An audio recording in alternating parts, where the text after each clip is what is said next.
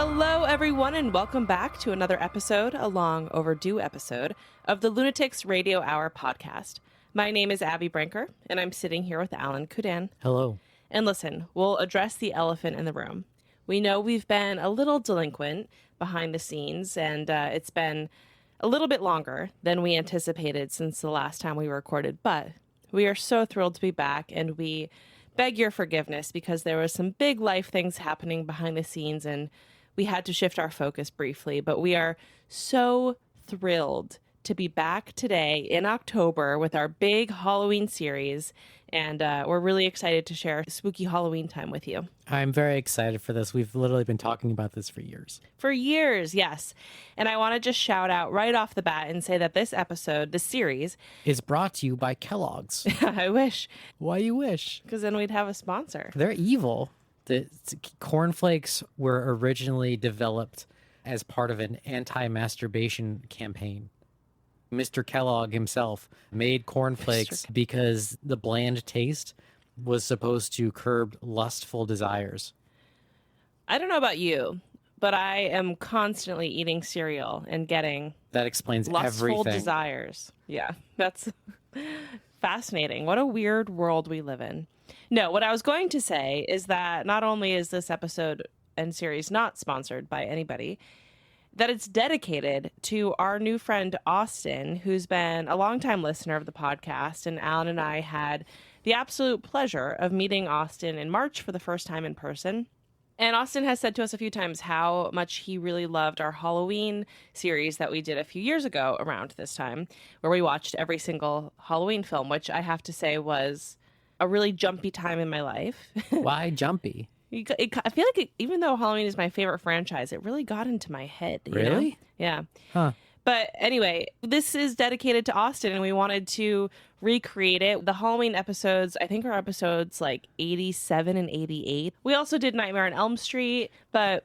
Abby, you haven't even announced what we're doing. Well, people have read the title. Not everyone can read. Okay, all this is to say...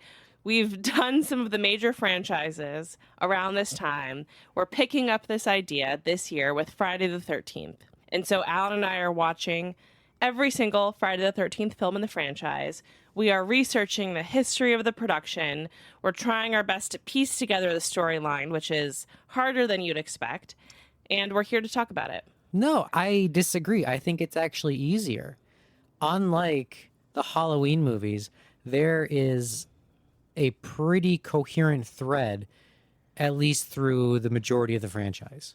All right, well, let's see if you still say that when we're done. So we're going to break this up because there's 12 films, and today we're going to talk about the first 4 because those sort of create a complete set, and the 5th reboots the series. So today we're just talking about the first 4 films.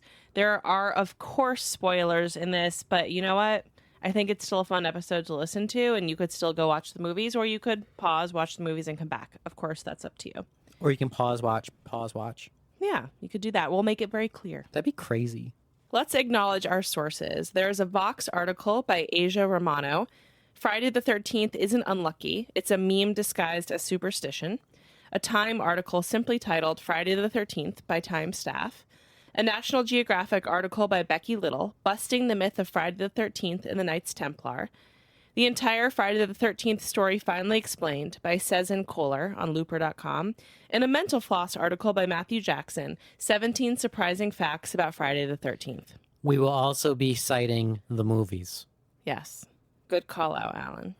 Before we get into the history of this iconic film franchise, and I'd only seen the first few, so it's been really fun, actually, to watch through all of these because they get wilder and wilder as time goes on.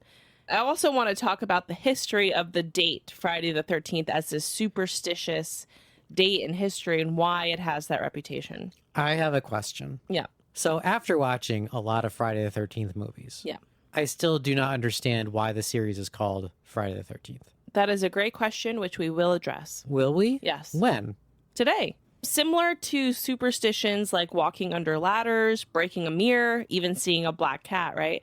Folks have lived in fear of the number 13 for literally thousands of years. There are many different historic paths that lead us to the superstition of this day. So the background here isn't going to be totally linear, but hopefully you will get there with me. So first, according to Norse mythology, the number 13 developed a bad reputation when the god Loki crashed a dinner party with 12 other gods, making, of course, Loki the 13th god.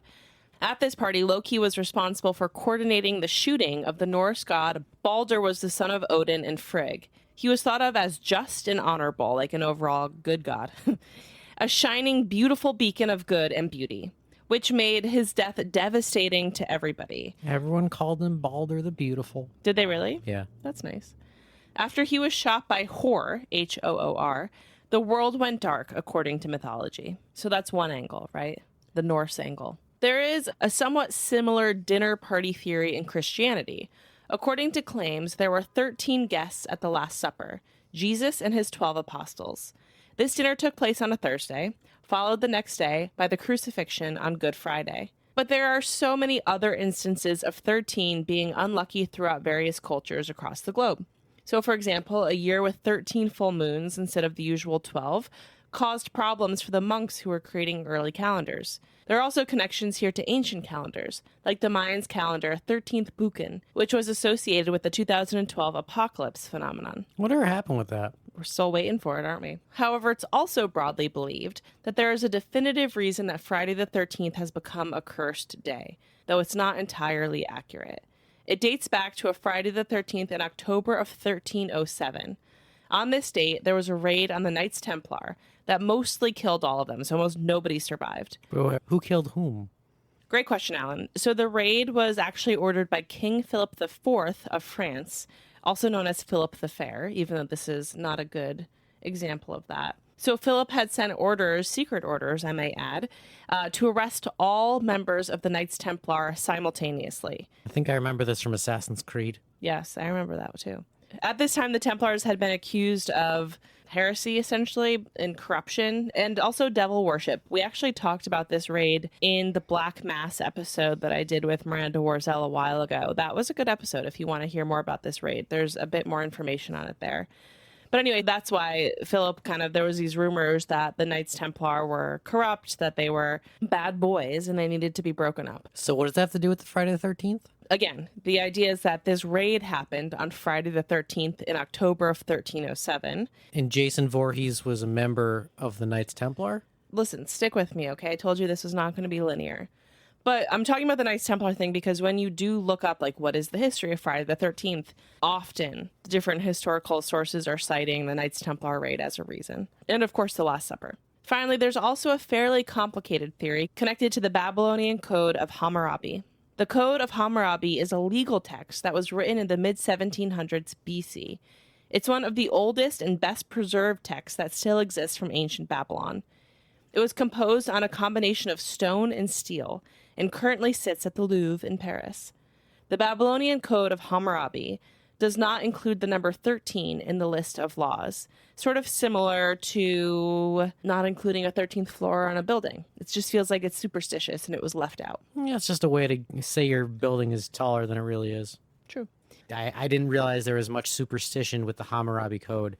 It's most famous for its introduction of equivalent punishment. So, you get the phrase an eye for an eye from the Hammurabi Code, where if somebody gouges out your eye, then the legal punishment is the perpetrator's eye gets gouged out. If someone's wagon runs over your leg, then their leg will also be maimed. It's kind of crazy and incredibly cruel, but was an effective legal system for quite a while.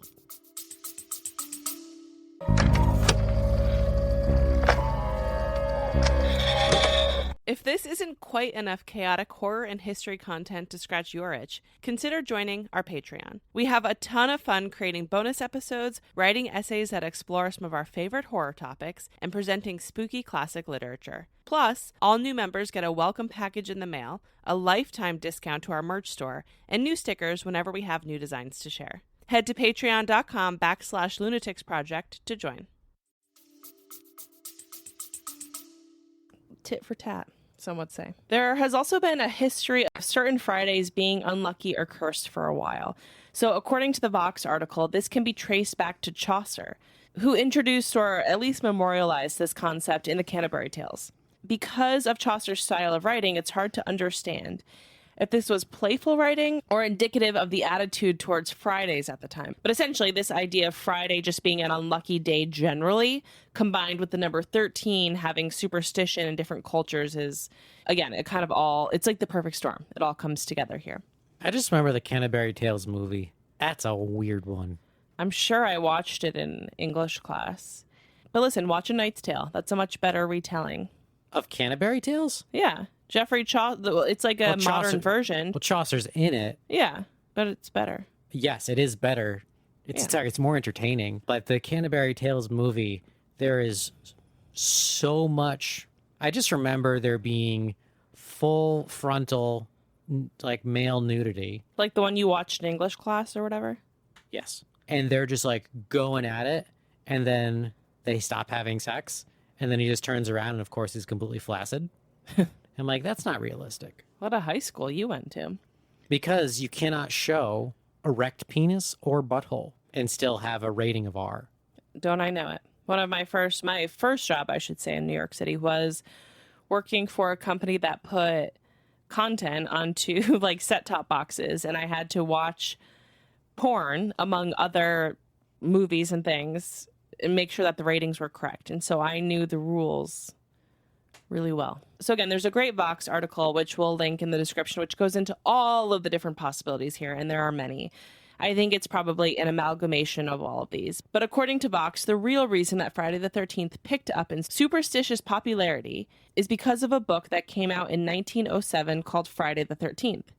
The gist of the story is that a stockbroker uses the date to deliberately crash the stock market. Whoa. And of course, when Friday the 13th, the film, finally came out in 1980, it helped sort of seal the fate in a way. It was that recent of this superstition. Did it release on Friday the 13th? No, it did not. But it came out on a Friday, but it was May 9th, 1980. So I don't know. I just think it's crazy that you have traditions that date back hundreds and thousands of years ago, and they still sort of exist and inform modern culture. I don't know. That's the whole point of this podcast, is to trace things back as best as we can. I think you're doing a great job. Thank you. Okay, so the reason why this series is called Friday the 13th. Finally, thank you. We're going to get into it in a second, but know this. There's a difference between the reason why and the in-world reason why. What? Bear with me, okay? Stick with me. Horror changed forever in 1978 with the release of John Carpenter's Halloween. 2 years later, Paramount was hoping to capitalize on this new slasher genre with the release of Sean S. Cunningham's Friday the 13th. Whoa, whoa, whoa. It was not a new genre, thanks to Black Christmas. There's a difference between Black Christmas and Halloween, in my opinion. One's a good movie, one's boring as hell. Yes, but also you don't see, like, throughout all of Halloween, you see Myers stalk the victims in a way that you don't throughout Black Christmas. Sure. And I think the difference of that, like this like cat and mouse chase visually, is what Friday the 13th is clearly replicating. And I think that was something new that Carpenter gave us in 78. So again, it's just better. It's also just better. Everything about it's better. It's the best film ever made. And it's Halloween themed? Yeah. Unlike Black Christmas, which is Christmas themed. Yeah. Facts. But it's actually interesting. We're going to talk about this a little bit. One thing that Friday the 13th is trying to capitalize on, to your point, Alan, is creating like a calendar association, because it's Sean S. Cunningham saw how successful that was for other films. But we'll talk about that more in a second. When you watch the very first Friday the 13th film, it's hard to ignore the Kevin Bacon. Yeah, truly. I mean, he's such a little tiny boy. He comes out of nowhere. It's almost a jump scare. Holy cow, you're Kevin Bacon. What the hell are you doing in this bit role? Yeah, it was the biggest role for him at the time. Sorry, it's not a bit role. It's a supporting role, but it's a minor supporting role. But he has a cool kill, and so that's great. He's just a guy there. And he's just one of the... Sorry, spoilers. He's one of the bros. Fuck yeah, Kevin Bacon. No, we're not apologizing for spoilers. Listen, you clicked on an episode for Friday the 13th. It is what it is. I know, but like, what if you didn't know about Kevin Bacon? Then you shouldn't be listening. It's such a wonderful surprise. So when you first watch the very first Friday the 13th film, it's hard to ignore the many similarities to Halloween, which makes sense. But also, I've noticed a lot of similarities to Psycho. It feels like Cunningham is really drawing on obvious horror inspiration to kick off this series. And, I don't blame him. I think that's something that a lot of great filmmakers do. Cunningham had worked as a producer on Last House on the Left in 1972 and continued to direct 3 comedies before trying his hand at horror in 1980. Wait. So he does Last House on the Left. Yeah. Tries 3 comedy. comedies. One is a sexploitation comedy, and the other 2 are I don't know, more tame. And then after this, he also goes back to comedy. He just loves kind of edgy comedy. I mean, Last House on the Left is just one belly laugh after the next. I know. Weird. This is not the last time we're going to talk about Last House on the Left in this episode. That's unfortunate. Yeah. So because of his interest in comedy, Cunningham was hoping that Friday the 13th would be a, quote, roller coaster ride for audiences. He wanted to scare people and make them laugh. The working title used by the writer, Victor Miller, was, quote, A Long Night at Camp Blood, end quote.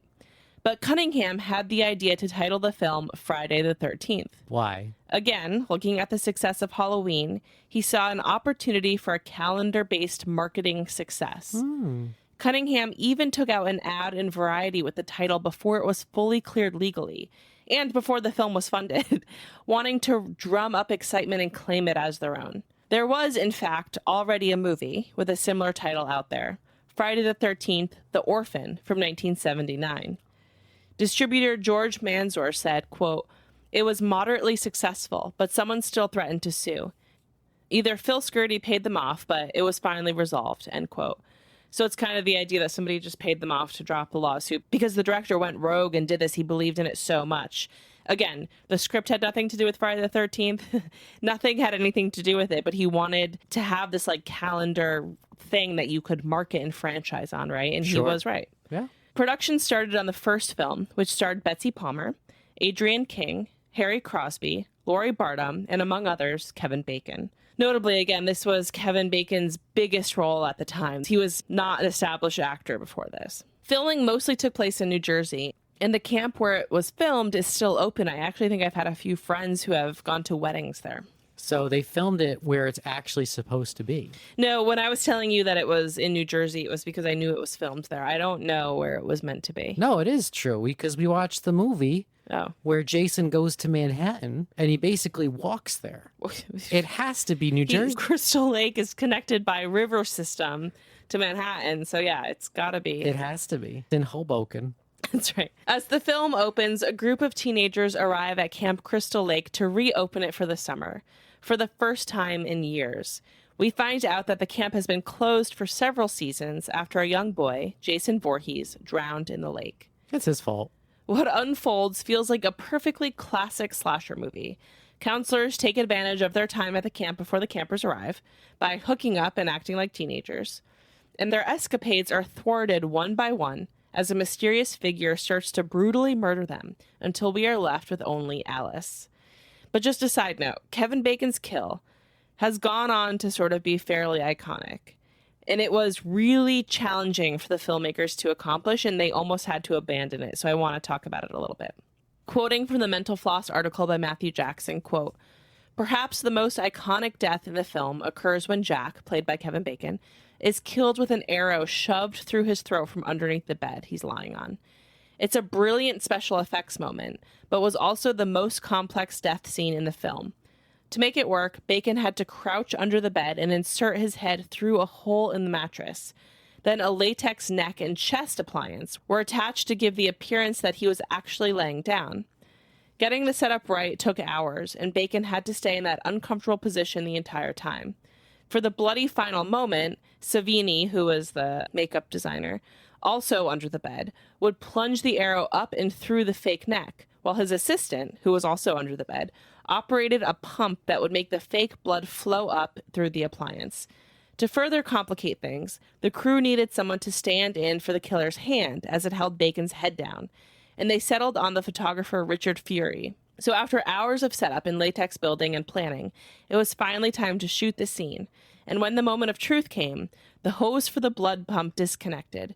Knowing that he basically had only one take, otherwise they'd have to build a new latex appliance and set everything up again, the assistant grabbed the hose and blew into it until blood flowed out, saving the scene. I had to think quick, so I grabbed the hose and blew like crazy, which thankfully caused a serendipitous arterial blood spray, the assistant said. The blood didn't taste that bad either, end quote. I think people would be amazed to find out how much of Hollywood is achieved by people just like crouching and just like doing a little task. Yeah. You're just out of frame and you're pumping or you're blowing or you're shaking. Or you're holding a light. And that's, that's movie magic. Yeah. I mean, it's true because, like, when you read this, you're like, wow, this sounds like how we would maybe do something. I mean, the latex is kind of beyond us, but, how we would do a practical effect as people. And it's just like, yeah, sometimes the practical effects are the best way to do it. They usually are. CGI ages. Yep. Alice finally, the one remaining counselor, Alice finally comes face to face with the killer haunting the camp. And spoiler alert, this is the last time I'll say it, it turns out to be Pamela Voorhees, Jason's mother. Pamela was played by Betsy Palmer, but Shelley Winters was the filmmaker's first choice. Palmer ended up taking the part so that she could buy a new car. What? Yeah, she was kind of like this famous, like, old school Hollywood actress. And yeah, I just thought it was interesting. Like, when you Google her, she has these like glamorous beauty shots of herself from like, the 50s. Is this her most notable role? When I looked at her list of films, I didn't recognize many others, but I feel like my mom would, like someone who Sure. really knows a lot of like the golden era of Hollywood. Got it. But Palmer didn't play the role for the whole movie. Several other crew members stepped in until Palmer was cast because she was really there for the ending. Until she was cast.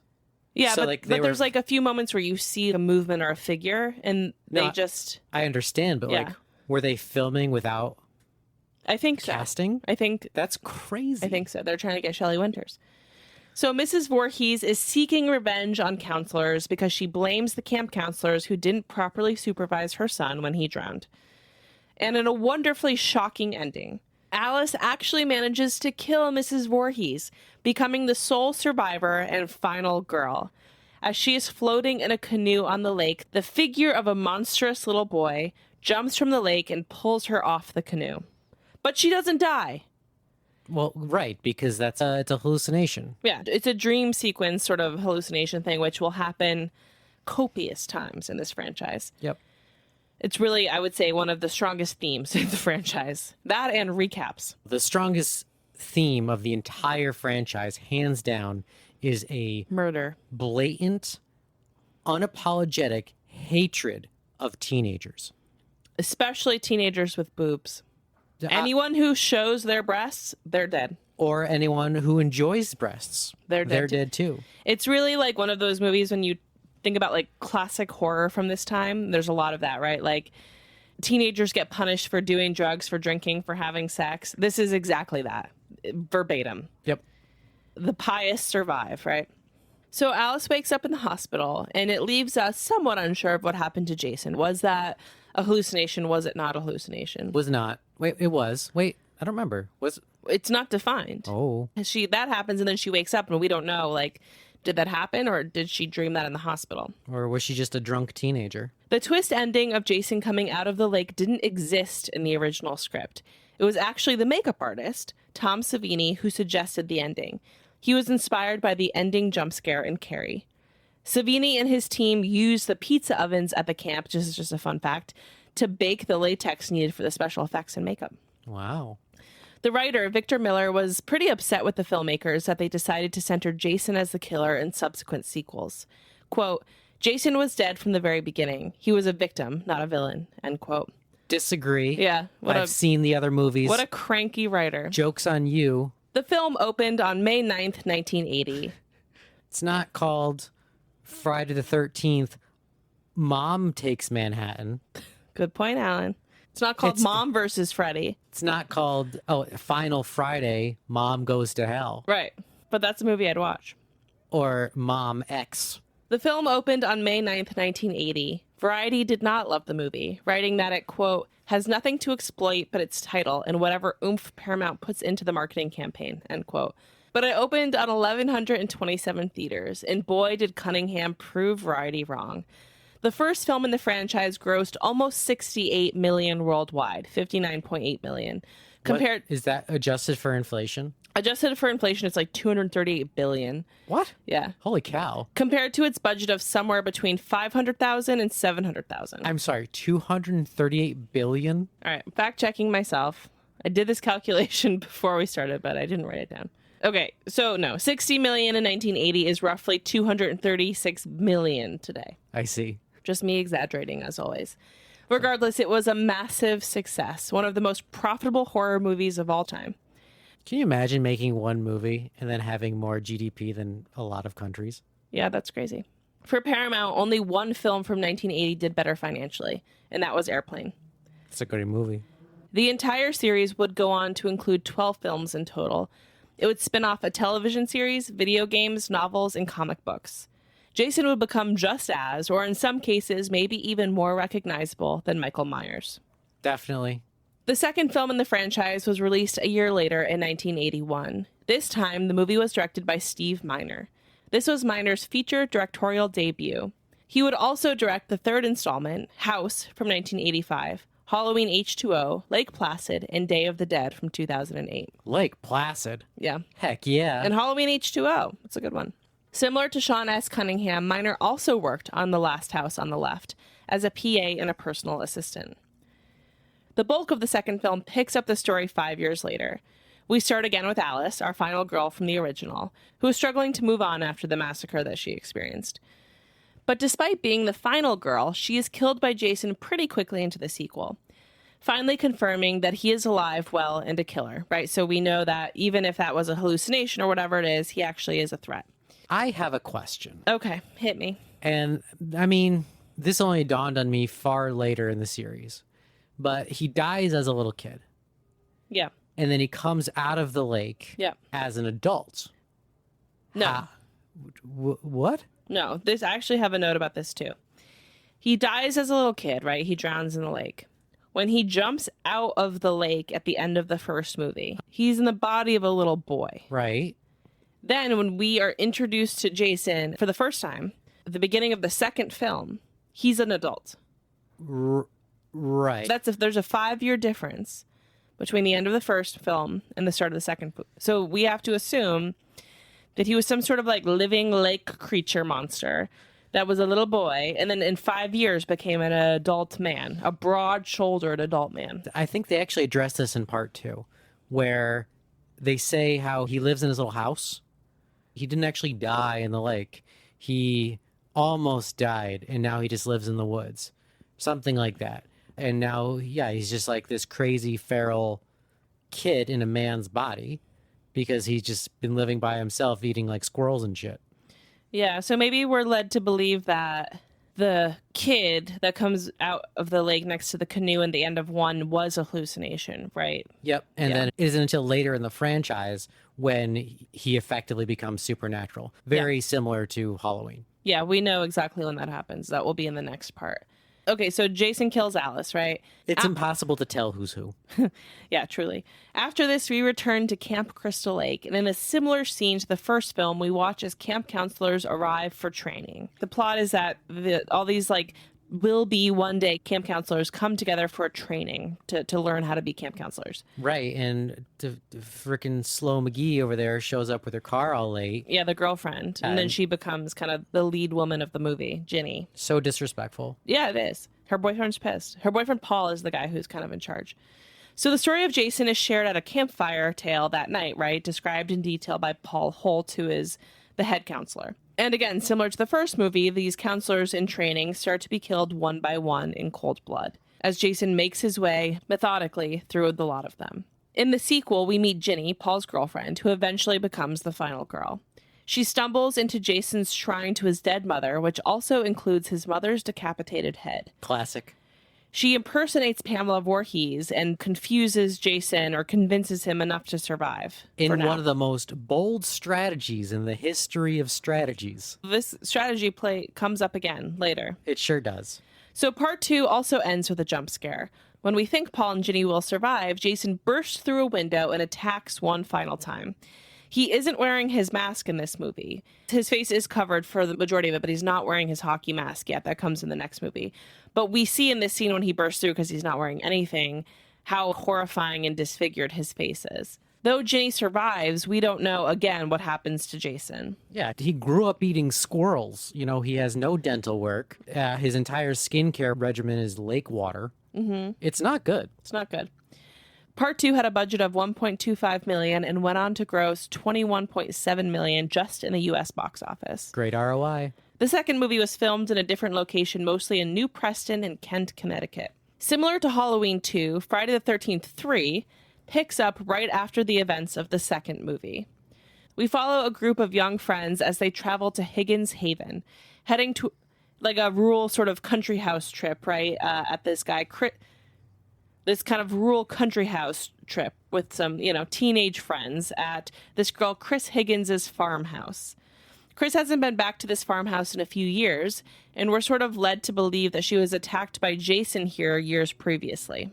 As the fun unfolds, Chris remains on high alert. She's clearly uncomfortable, and she is kind of dealing with the trauma that she experienced here, and rightfully so, as we start to see Jason stalk the group and kill locals. This is in the town, right? Yeah, he starts by killing that guy at the convenience store, the gas station or whatever, until he gets closer to the farmhouse.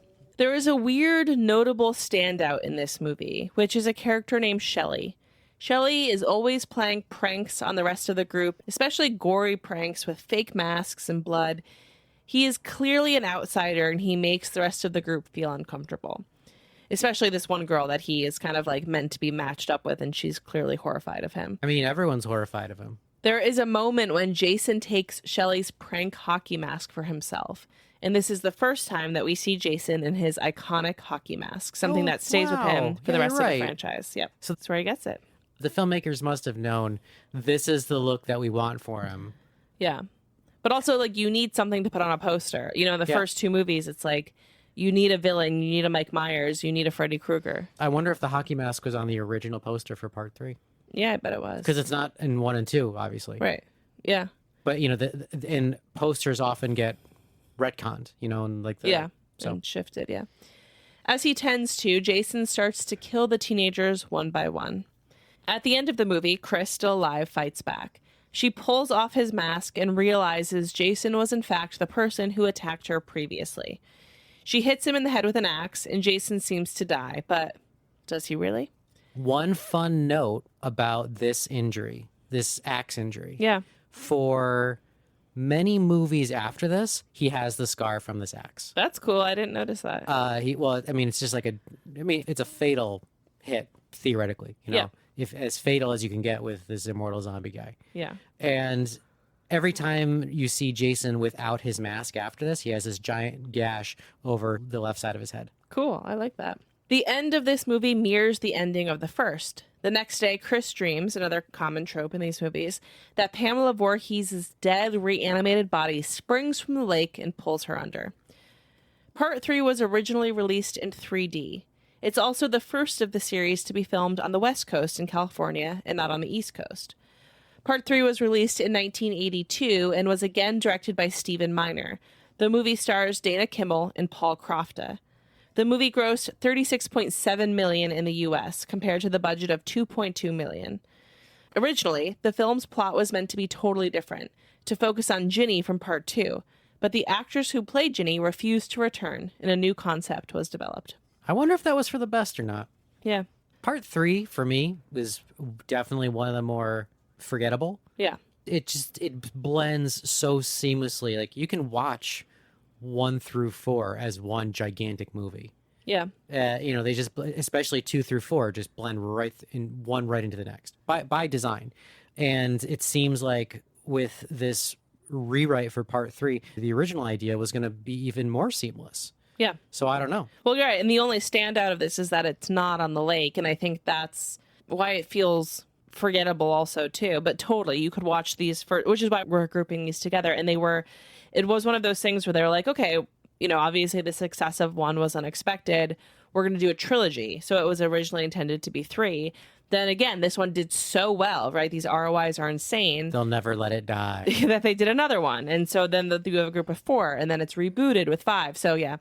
Part 3 was the second highest grossing horror movie of 1982, second only to Poltergeist, which is really impressive, right? You have Poltergeist, which is, again, one of those iconic horror movies of all time. And you have part 3 of a slasher franchise, which gets horrible reviews, but the people fucking love it. Well, hang on. Poltergeist is famous now, but how many movies come out, don't do great, and then only become cult classics after the home release? But it did well. It was the highest grossing horror film of the year. Good point.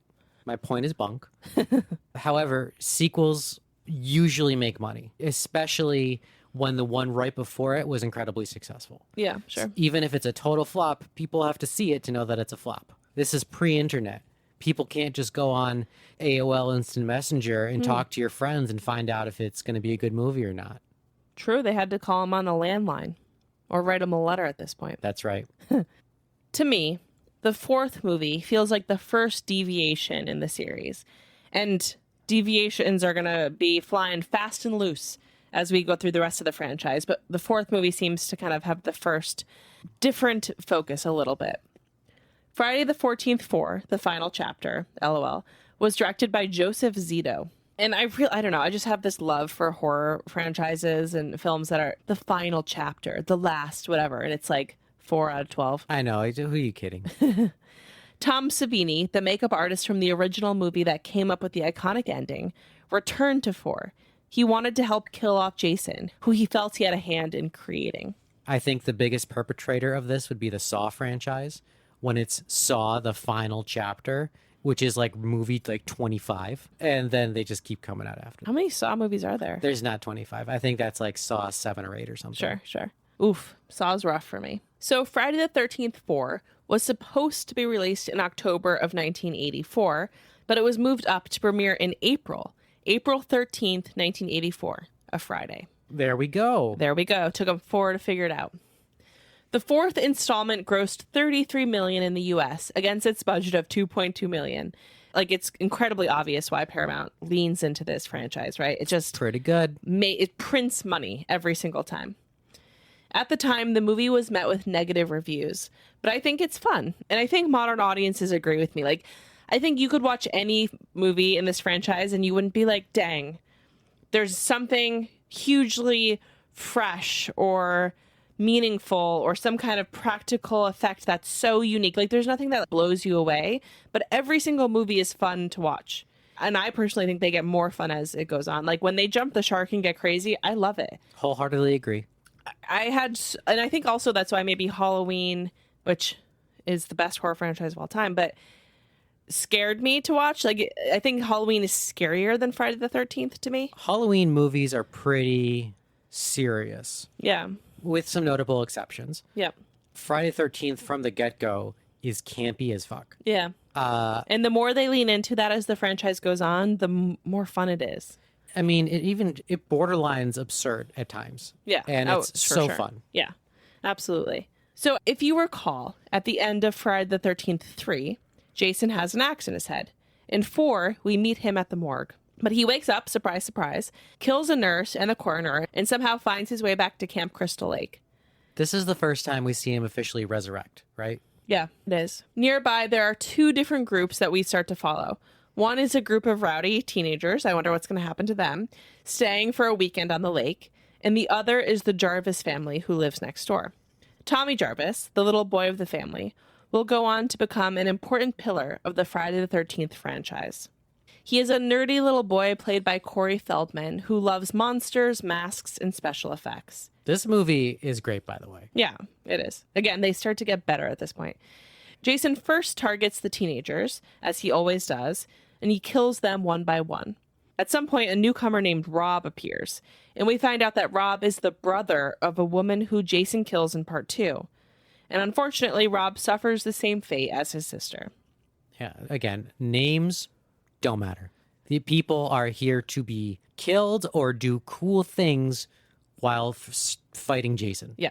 And even when you have like final girls and things in the series, like usually at the beginning of the next movie, they die. Yep. There's a few exceptions to that, but very few. They might survive a few movies, but they don't tend to live forever. Then Laurie comes in and just kicks ass. That's right. You'd think people would maybe shut down this lake or something, but no. During the end of the movie, Tommy and his sister Trish are running from Jason. Tommy, similar to Ginny in previous films, has the truly wild idea to shave his head to make himself look like a young Jason. It's insane. It's an insane sequence of scenes. It's insane. Not even to try to convince a disturbed person that they're the mother, but he's going to convince him that I'm you. I'm you. And so he does it's like the scene in The Grinch. He does like a hack job of like shaving himself. It's so crazy. But and then it's like, I don't know. We both thought at the time we saw this that we're like, okay, I understand they're going to kill Jason and this boy is going to become the new Jason. yeah. Nope. No. It's just a really odd ploy. Yeah. But guess what? It confuses him. It works. And Tommy is able to confuse him enough, disorient him enough that he attacks him with a machete. I will say, I can't think of a single time in the entire franchise where trying to confuse Jason doesn't work. Yeah. That's the best bet. Keep that in mind as we move through this world. So Tommy hits Jason over and over again with his machete as Trish watches in horror as her little brother murders a full-grown man with extreme violence. Tommy's iconic final look at the camera leads us to believe that maybe he's been possessed by the spirit of Jason or will somehow become the next killer, which would have really been an interesting plotline if the series decided to stick with it. But it didn't. Nope. We're going to pause here because the fifth movie comes in the form of a series reboot. And so, like Alan said, these first four movies really, I don't know, it's like they sort of stumble into the traits of Jason one by one, right? He's not even in the first movie. In the second movie, he doesn't have his mask yet. Like, it's kind of a slow burn build of his character and what the backstory is. For sure. Which is kind of cool. It adds something to it. You're kind of collecting the pieces as you watch. But now we've established who Jason is, what his motivation is, and we're going to sort of come back with a vengeance. And again, typically I'm someone who kind of fades out after a few movies in a horror franchise. I think Friday the 13th is one of the few franchises, for me personally, that I feel like gets better as you go. And there's something about, like, to Alan's point, how campy and like how far these jump the shark as you go on, that's so satisfying and fun. And while they're not as soul-crushing or as haunting, as scary as other horror franchises, it's unique in that way. Like, I'm genuinely having a blast watching these. I will say this is a rare situation where the sequels are getting more money, better talent. Yeah. All these resources funneled towards them, where it's usually the opposite, where, you know, by the time you hit the third or fourth movie in almost any franchise, it's usually some kind of cash grab, where they want to spend as little as possible because they know they just want to cash in quick and get out. In this case, they're pumping stuff in and they're trying really hard to make them fun, and they're doing a great job. Yeah, absolutely. It feels so good to be back. Thank you guys again for bearing with us as we had to tend to some life things for a little while, but it feels really good to be back and feels like we're in our skin again. I'm so pumped for this series. I'm having such a blast, and we are going to do a stories episode at the end of this. We have some really great camp horror stories to share with you guys, so stay tuned. This is going to be probably a 4-part series. Go watch these movies, watch along all October. That's kind of the idea. If you're looking for something to watch and to get into the spooky mindset, I highly recommend Friday the 13th. Also, for anyone out there who's on our Discord, or you can find the link to our Discord in the description of this, our friend Dan is doing something for the 3rd year in a row now, where anybody who wants can go into this Google Doc that Dan has created, make a little column for yourself, and start tracking all of the horror movies you're watching. This is an honor system. It's fun to look back at the years previous, but go track as you watch horror films this month, and whoever watches the most tends to get a little prize. So that's a fun thing that we do every year. As always, thank you so much for being here. We are so excited for this series. It is only going to get better, right? To me, this is like the basics, and then the next 2 episodes are going to be so fun. Stay spooky, stay well. It's a scary time out there. The world is burning around us, but you know what they say. What do they say? That's when you need horror the most. Okay. Love you guys. Talk to you soon. Bye. Bye.